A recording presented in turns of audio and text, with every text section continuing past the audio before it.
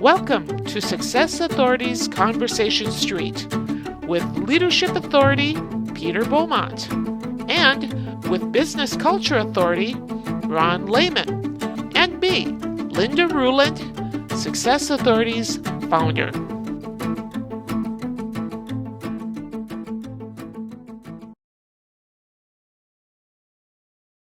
If you have a great team, they will manage themselves to a large part, and then your job is to lead as opposed to manage. And that's effectiveness versus success. It's the team will manage themselves and figure out how to do that if you give them the space and give them the help to do that. And then the leader can focus on bigger things. I agree with that, but I think it takes a while to get there. And I think too many people assume their teams are already there when they're not.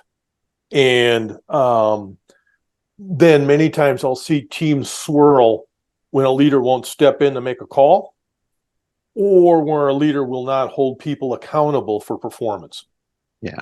Because I want to be like you said earlier, I'm going to be everybody's friend. Yeah.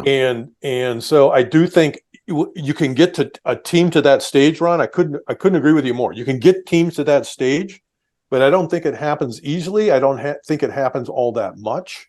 And leaders still have to be purposeful about making that happen. And they have to, one of the things that I think, all teams need a sheriff. And I think when I run into teams where we say, well, all hold each other accountable. Bullshit. It isn't going to happen.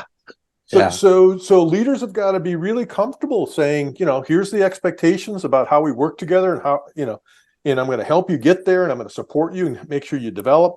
But I'm going to hold you accountable for performance. And, eventually you can get them down to that path.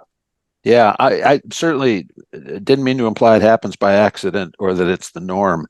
But it's an interesting perspective to look at it as this is what we want to get to. Because I think a lot of times, especially in that frontline job, they feel they have to control everything. And I'm not sure if you're familiar with Terry Wu. He's a neuroscientist locally here in the Twin Cities, was at the University of Minnesota and set off on his own. But he talks about one of the ways that leaders reduce stress is to put it on other people by micromanaging. They micromanage, their stress level goes down because now they think they have control, but all their team's stress level goes through the roof. Actually, it's funny you said that. I had a Zoom call with him this morning, and we were digging into that. Actually, it's good. So I think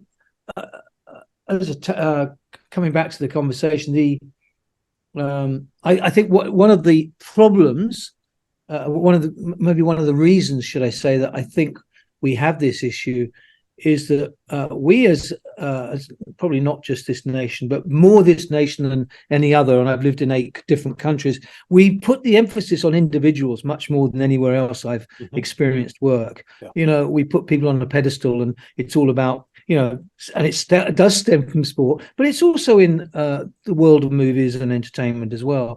Yeah. And I think that's probably where this stems from a lot. One of the things that I've noticed is I'm an integrator using EOS traction, Gordon, and I'm sure you're familiar with it. Most people who live in Minnesota are. I don't think it's the answer to everybody, but I think it does solve a lot of problems for smaller companies. And one of the things I love that they use, and as you know, they've stolen a lot of things from a different, it wasn't any really fresh material in there, but the Lencioni 5 dysfunctions is the thing I use a lot, because until you get the trust at the bottom level, a team won't go anywhere. Yeah, I'd say I disagree with that completely.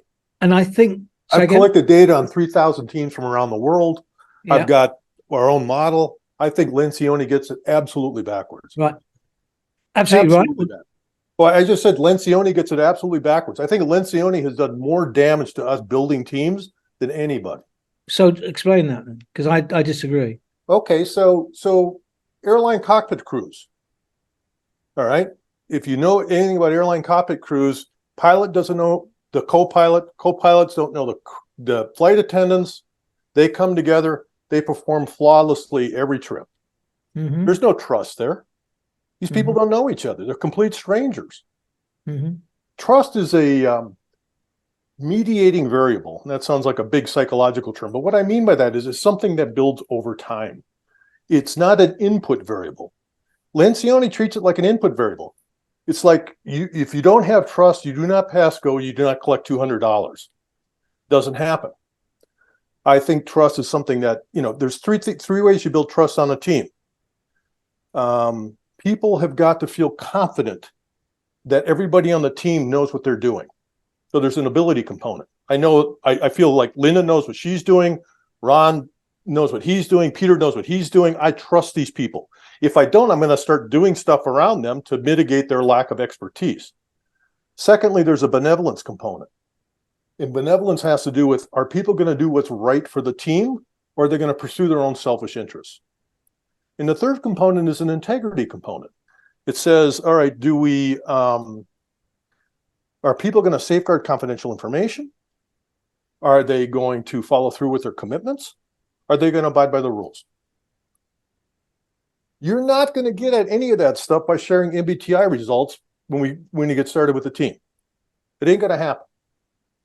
I think so there's parts of Lencioni's model I like. I think the order is wrong. So where would you start then out of those 5? We have our own model. Well, of course. Of course. Well, I got Red Bull, I got Johnson & Johnson, I got IBM, I got a lot of companies using it. Right. And it's much more results focused. So the first thing we start about when we start trying to build a high performing team is, what the hell is the situation facing the team?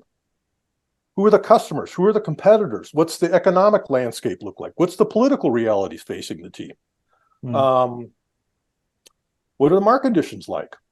I think situational factors have a huge bearing on whether or not teams are successful or unsuccessful, or what they can and cannot do.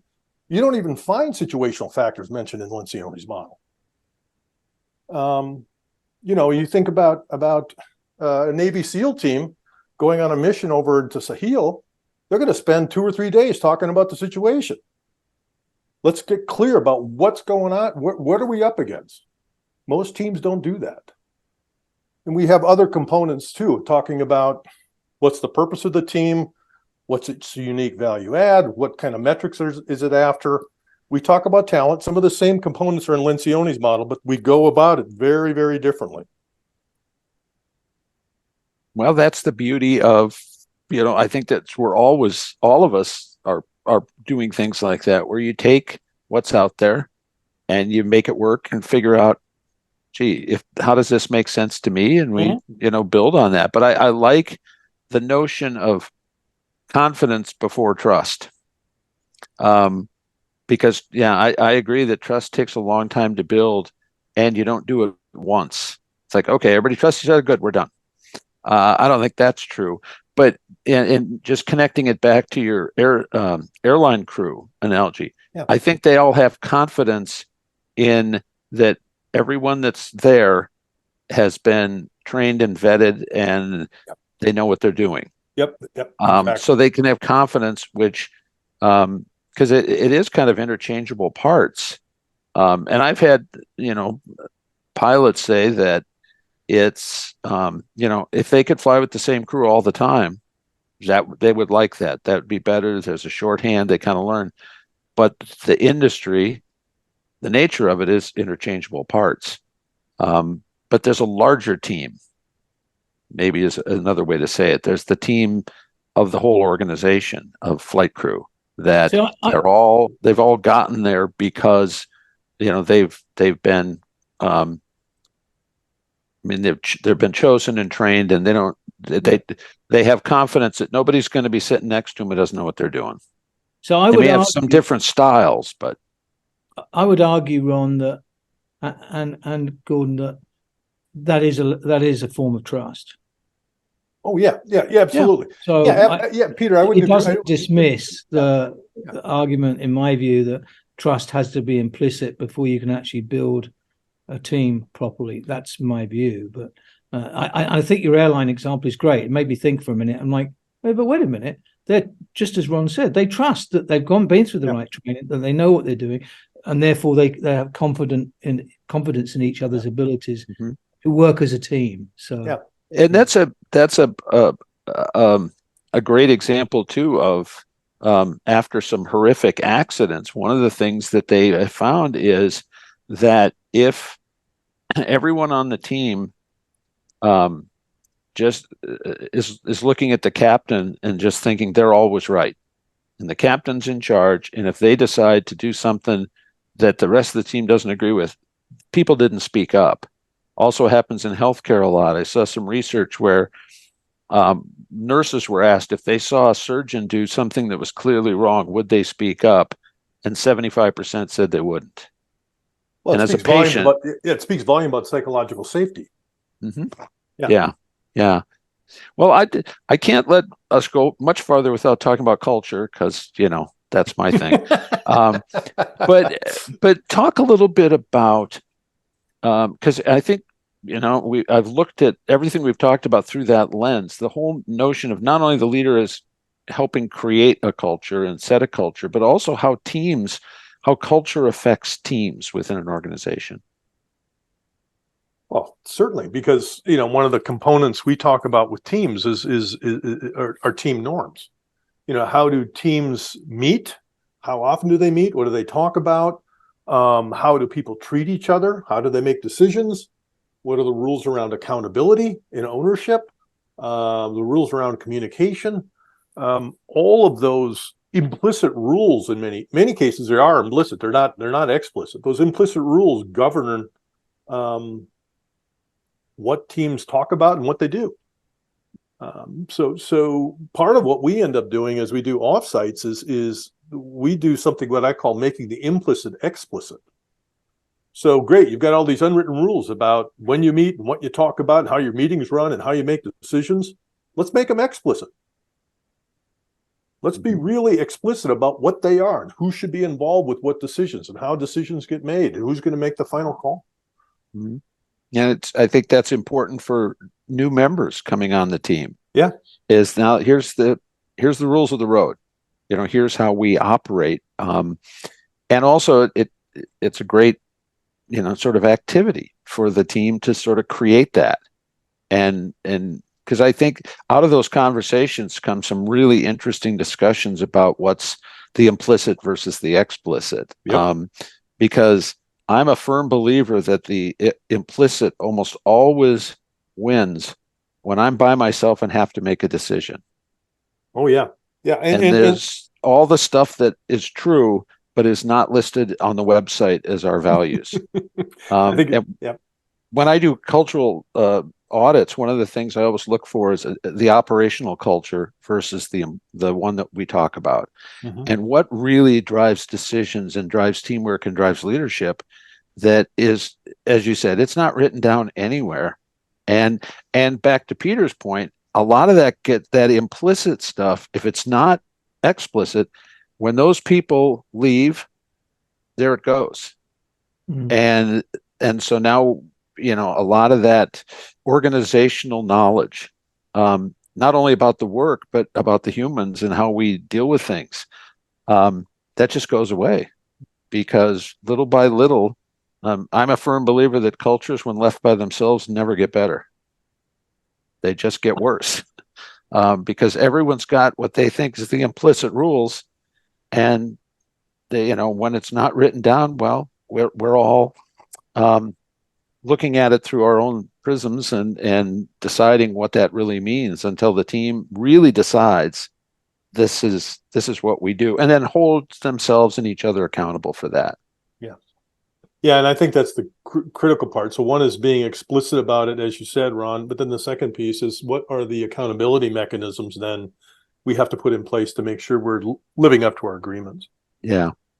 I had a construction supervisor say once, and I, steal shamelessly and share graciously, but he said, nobody's to blame, everybody's accountable. He said, that's the rule on the team. Mm-hmm. Is we're not looking to, pin the tail on the donkey. It's, whatever happens, we're all accountable. We all had a piece of the success and the not so success. And that I think that helps focus people on problem solving and bringing problems to the fore, as opposed to, I got to hide this because I'm going to get nailed with it. Yeah. Yeah.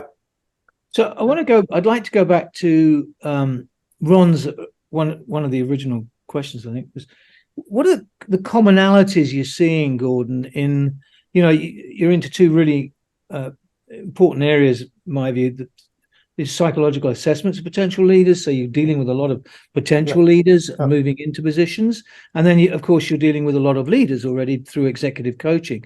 What are you seeing as a common thread that, apart from the team building area, but what is it that keeps them up at night that you're seeing? Maybe, and here's a little bit of a spin on the question, maybe now versus perhaps pre-COVID. And has it changed? Well, I think it has a little bit, Peter, because COVID brought in a whole new way of working. Mm-hmm. With some companies, they're still, it's sort of interesting. The weird thing is working remotely brought teamwork to the forefront. Yeah. It's a weird sort of dynamic. You'd think that would be the case, but because everybody start working remotely, leaders start thinking, oh my God, how am I going to get these people actually working together to get something done? Yeah. And it really did bring teamwork to the forefront. So beyond the teamwork piece, I think everybody's still kind of coping with, all right, are we coming into the office 1 day a week, 2 days a week, 3 days a week? Are these all remote positions? How do we deal with remote work?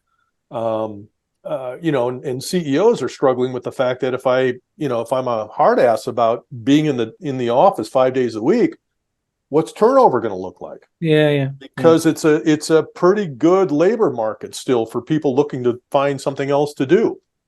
So you see some of that authority kind of getting clawed back. I mean, it wasn't where it was a year ago, where the CEO said, I can't possibly ask people to come in because they're all going to quit. There seems to be more and more consensus about, we will have people in the office a couple days a week, at least. But I don't think anybody is looking to, other than Jamie Dimon and some of the bankers, are looking to go 5 days a week. I think everybody has kind of come to the conclusion that 2 or 3 days a week is about probably all we can get. Although it's interesting you say that. I don't know if you've noticed, but the traffic in the last 2 or 3 weeks has really increased, which tells me that the only conclusion I can come to is there's more people going back into the office than there were. Yeah. Well, but you still see, like downtown Minneapolis, it's supposed to be a ghost town these days. Yeah. I agree. Yeah. So I don't know. Like I was reading something in the Wall Street Journal today. I think it was today or yesterday's paper, where San Francisco rents were way up, and it had to do with the explosion of AI companies taking off in Silicon Valley. But that seemed to be about the only, metro location where that was enjoying, high occupancy rates. It seems like everybody else is way down. It seems rather ironic that AI, which is supposed to be, hands off and robotic and no people involved, are taking more space. Yeah, it does. It does. It really does. Yeah, exactly. It always confirms my belief that the central unifying principle of the universe is irony. Yeah. I just think that's everywhere. But so, Gordy, what advice do you have for those teams that are working remotely? What can they do because I think when we think of a great team, they're in a room and everything is going great. How do you help them sort of, whether it's hybrid or however they're doing it, how do you help them sort of come up with sort of strategies for that? Yeah, well, one is I do think it helps to have a model. So, and it could be Lencioni's model, it could be Hackman's model, it could be different models, but I do think it's important to have some sort of model or framework. When we start talking about building teams, have some sort of common language for what we mean by that. So if we're going to build a team, these are the things we got to pay attention to. Because I think that doesn't happen. I'll talk to 20 leaders about building teams. I'll get 20 different answers. Yeah. So I think what's really important is for a company to settle in. Here's the model we're going to use for building teams. All right. So here's the framework. And then I think you've got to make sure that everybody on the team knows what the framework is. Yeah. and so we can start saying, oh, okay, and then I do think it helps to do some kind of an assessment. Where are we falling on this model? What's working and what isn't working? And then looking at the data and talking, okay, so what do we need to do? Are we unclear about our goals? Are we unclear about roles and responsibilities? Are we unclear about how decisions get made? Let's start working these issues and making sure we're having the right conversations, and then putting pieces in place to say, okay, here's what we're going to do differently moving ahead. Yeah. And when you do assessments for leaders or teams or anything like that, and I'm sure there's a very much better high level way of saying this, but can you measure how well are they going to play with others? Oh yeah, you can measure that. Yeah. Well, first of all, part of what we end up doing is ask other people, how well is Gordy playing with everybody else? Yeah. We just ask the question. No, he's a jerk. So why would you ever want him on the team? Yeah. So no, so part of what we end up doing, especially at the senior levels, is we do verbal 360s. So we'll end up. So if I was going through the process, I'll talk to Peter and get his take on what I'm doing, or if we were having somebody else go through, we would talk to somebody, get Peter's opinions about what this person's doing well, not so well. Ron, do yours. Linda would do yours too, and look across 10 or 12 people, and then, okay, consensus. Here's what this person. What's their reputation? How are they coming across other people? Mm-hmm. And you may find that they do a great job managing up and a lousy job managing down. So or managing laterally. They don't play nice with anybody else. And we actually see that quite a bit. I don't know if you see that, Peter, with the senior teams that you're on, but every once in a while I'll run into people who you get to a certain level and they do a great job managing below. And in terms of, it can be a pretty big organization, but man, they just do not play with their peers very well. Yeah, I have seen that. I think you just hit on something. I think, and you've probably seen this too. Depends on the size of the company, probably. But as you know, in this state, we have more small companies than pretty much, I think, 47 other states, right? In terms of numbers between 5 and 150 million. And the owners don't play well with anybody below them. Yeah. They're just not good. They're not good people managers, and they don't see the value in it. Yeah. And so, and that's why EOS, in my view, has done so well in this state, because it does address that. But so no, you make a great point. Peers, especially to your point, no, and again, I think it's because it's back to this individual competitiveness again. Where I'm not going to play with you. I want to build my team, but my team's going to be better than your team. So there's that internal competition, I think. Yeah, well, the pyramid narrows. Yeah. I mean, if you're in an organization, there's 10 of us at this level and 3 of us are going to the next level. Well, and it's kind of built in, again, back to Gordy, back to your successful versus effective. Exactly what I was going to say. Yeah, we're talking about those successful ones. We hope you enjoyed this episode of Conversation Street. For more information or to schedule a private conversation with Success Authorities, email us at inquire@successauthorities.com.